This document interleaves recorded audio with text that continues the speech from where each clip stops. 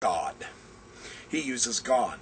The P source is the priestly source. It's more concerned with the laws, the statutes, the ordinances, in the book of Leviticus and so on and so forth, and Numbers and so on. And the D source is the Deuteronomist. The D is separate. All four of these sources have their own peculiar styles and characteristics with word phrases, mannerisms of speech, the emphasis of their bias of a theological position.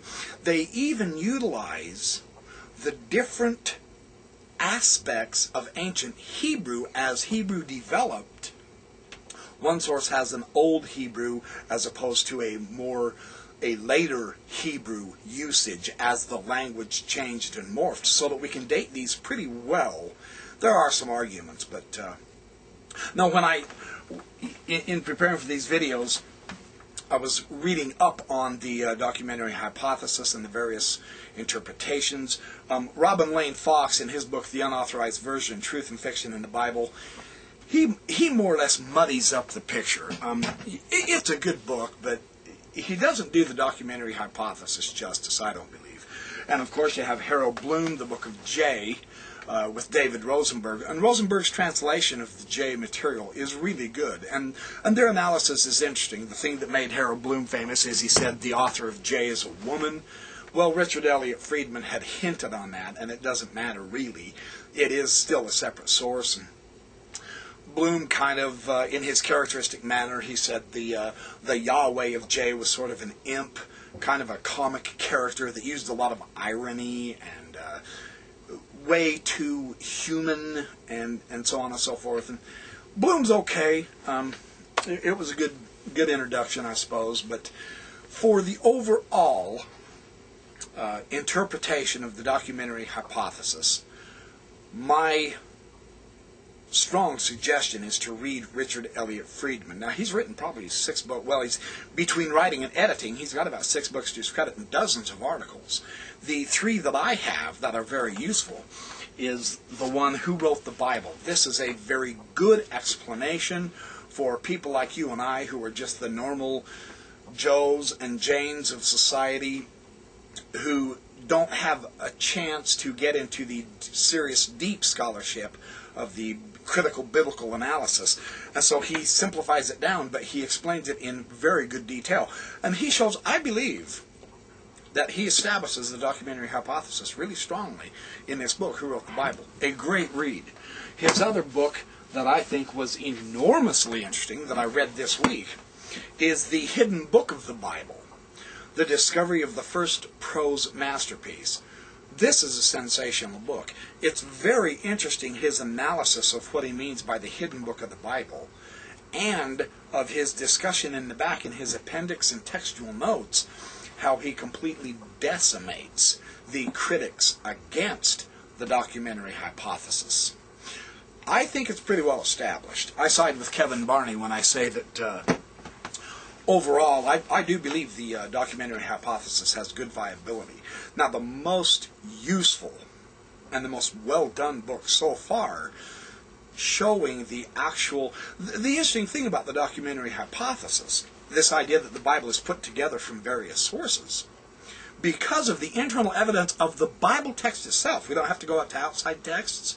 We don't have to worry about a lot of archaeology, even though some scholars, like Cyrus Gordon, ended up, because of archaeology, he rejected the documentary hypothesis.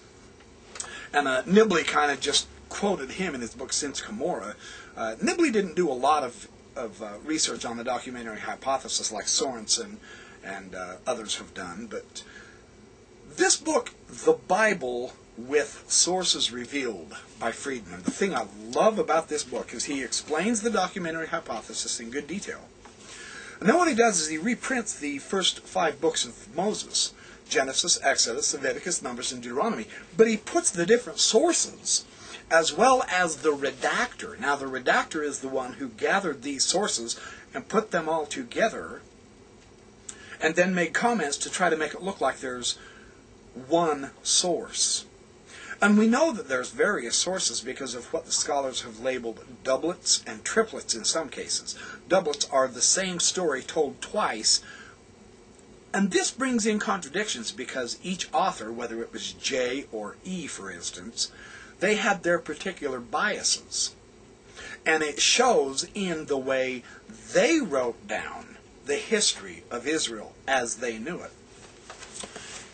Friedman, I don't know if you can see this or not. You probably can't. Anyway, I was going to show you. He does color coding, blues and reds, blues and greens, and then he does shading to show where the redactor added some materials, and then he does different typefaces so that you can actually physically see which part of the Old Testament is either J, E, P, or D.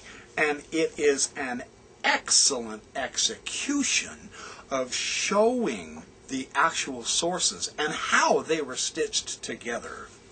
This book, The Bible with Sources Revealed, it's fairly new. I believe it was 2000. It's by Harper San Francisco, 2003. Yes, fairly new. Excellent way to actually see the documentary hypothesis in the text. It's a wonderful text. If you can get Friedman's materials, do so. He's probably the most popular biblical scholar in this arena. He's certainly the one who has brought it out to the public with great energy and wonderful logic and ease. He's by far the easiest. Other scholars, of course, it's been going on for a century. So other scholars have also discussed a lot of these informations.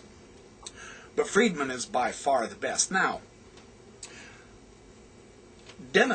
George Potter uses Friedman's Who Wrote the Bible extensively in his analysis of the documentary hypothesis and how this relates to the Book of Mormon. And I'll get to him. What I want to do first, I'm not going to go in any particular order, but I do want to cover Sorensen first because he was the first one. Well, Sidney Sperry talked about the brass plates and some of the issues with the brass plates and the documentary hypothesis a little bit.